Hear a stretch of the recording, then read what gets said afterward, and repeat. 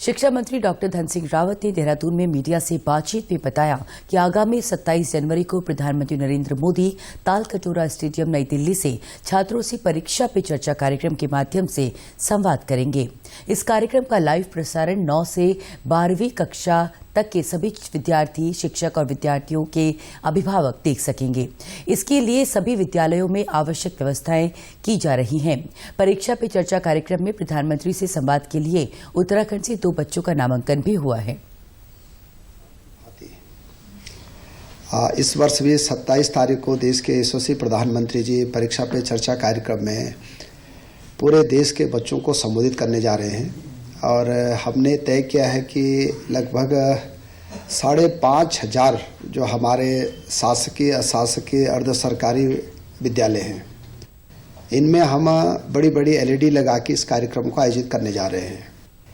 Average जो है 300 से लेकर 400 बच्चे एक कार्यक्रम में रहने वाले हैं, तो एक बड़ा इवेंट ये बच्चों के लिए हो रहा है। और इसमें बड़ी बात यह है कि इस बार 20, 21, 22 और 23 इन 4 दिन और कई जगह हमने 24 को भी रखा है, लगभग ये 5 दिन है। इन 5 दिनों में पूरे प्रदेश में हम लोग हर ब्लॉक हेडक्वार्टर पे और हर जिला हेडक्वार्टर पे और जो नगर निगम के क्षेत्र हैं, यहाँ पे बच्चों के लिए एक पेंटिंग प्रतियोगिता का आयोजन कर रहे हैं।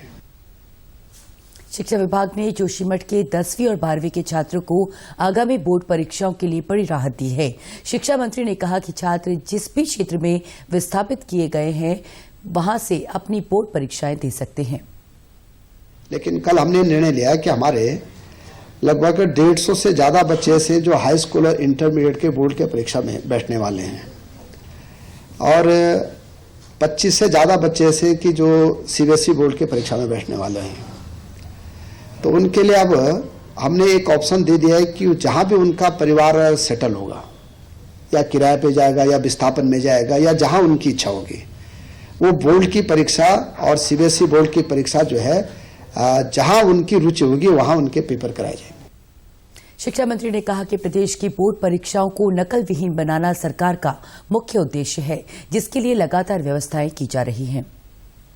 देखिए, मैं कह सकता हूं कि बोर्ड की परीक्षाएं हमारे बहुत पारदर्शी होती हैं और सरकार का एक ही ध्येय रहता है कि नकल विहीन परीक्षा कराने का हमारा पहला ध्येय रहता है।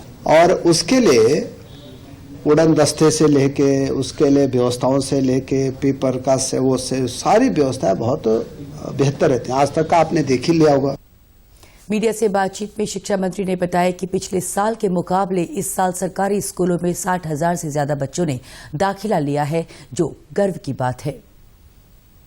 इस बार भैया 60,000 से ज्यादा बच्चे हमारे सरकारी स्कूलों में ज्यादा आए हैं, ये भी रिकॉर्ड है।